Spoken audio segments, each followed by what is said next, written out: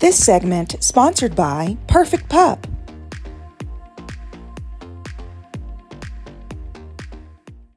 If you have the desire to get your dog trained, well, now is the time to take advantage of Perfect Pup. They've been in here sharing with us different techniques, and guess what? Don Kimes, the owner of Perfect Pup, is back. Hi. Hey, welcome back. Oh, thanks for having me once again. Yes. Hopefully I'm not overstaying my welcome. No, the information is so good, right? I mean, I think that people are really curious. Either they've had a dog for a long time or they're getting a new pet and they want to know, how do you teach in a very gentle and soft way, but train them well, right? Right. There's so much for dogs to learn, and especially for pet parents to understand that they need to work with their dogs on that they might not even be aware of. Right, exactly. Okay, so today we're going to talk about socialization. Sure. And I've never heard of this term before in reference to dog training. So share with me, what is socialization? Well, there unfortunately is no Facebook or Instagram for dogs.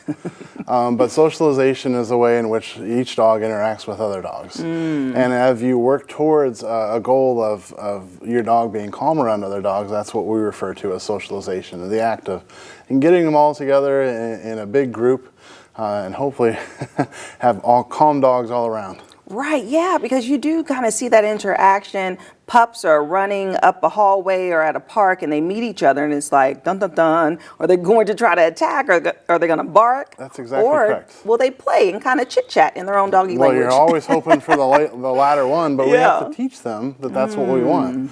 Dogs don't come pre-programmed that way all the time, especially if you've isolated them from other dogs growing up. Yeah. Then they're even more reactive generally than a dog that's been socialized at an early age. Okay, so let's talk about some of the benefits. So going through the process of getting the dog socialized, what are the true benefits that the owner will see?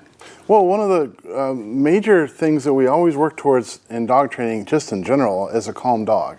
So one of the major benefits of socialization is you're going to have your dog be calm around other dogs and other people. And it's a little bit different for puppies versus adults. With a puppy, you can take the advantage and expose your puppy to a group of dogs where he doesn't know the bad habits just yet, and he can get used to a crowd of other dogs and learn some lessons from the other dogs, especially the adult dogs. And believe it or not, the young dogs are learning from their older siblings or other older dogs in the dog park. Right, huh? That is interesting, because that is kind of like humans. You have children and they look up to their older sibling and kind of learn behavioral things. They learn the good and the bad, right. Unfortunately. Both of them. Okay, so let's talk about the socialization process. Like, how do you go about even doing that? Like, it sounds kind of complicated given that dogs can't talk. Well, one of the major things I would talk about initially is the fact that a lot of people put dogs face to face from the very get-go, and that's really not the way you want to go about it. Sometimes it works fine, but the times it doesn't, you're actually putting two mouths full of teeth together, so to the fact, and it could turn bad. So what you want to do is a good butt sniff or a rear end, because that's how dogs go and they greet each other. They smell each other's posterior, so to speak. But then they can go face to face, and we can use chain link fences and gates, baby gates, to help a good proper introduction so there isn't any reactivity. Okay. We can also use some other tools, like I have right here, a couple of different muzzles, because we want to get the dogs together. The goal is to get them playing together, and so they're less reactive to each other. Right. But we got to do it in a safe way. And sometimes some other tools are required just to make sure that both dogs are safe, all the people are safe, and hopefully your dog can jump in a crowd and be just fine. Right. Okay, I have to tell you, Don, I wasn't expecting the first step to be a good butt sniff. That is hilarious. Well, I wouldn't try it with other humans, but it does work for dogs.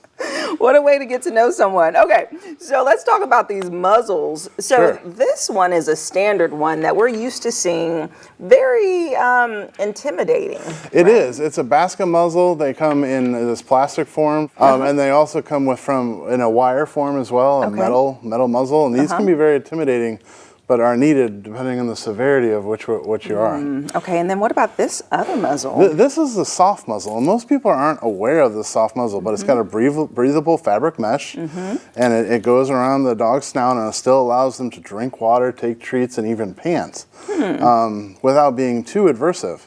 They're still not going to love it, but we can teach them that this is a good thing for them with treats and affection when we put it on, and then it gives us an opportunity to put them into a more uncomfortable situation so we can show them how to be a good boy.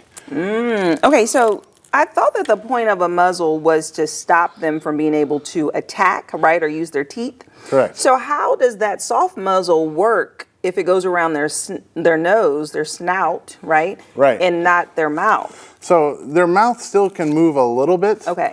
but it it's can't get restricted. wide open for the full bite. Okay.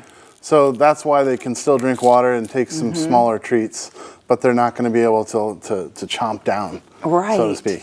Okay, so let's talk about this process of socialization. I mean, I know that you are an experienced trainer. Do you have any examples of like maybe someone you've worked with recently with this process? Okay. Yes, I recently worked with a dog named Bridget, Australian Shepherd mix.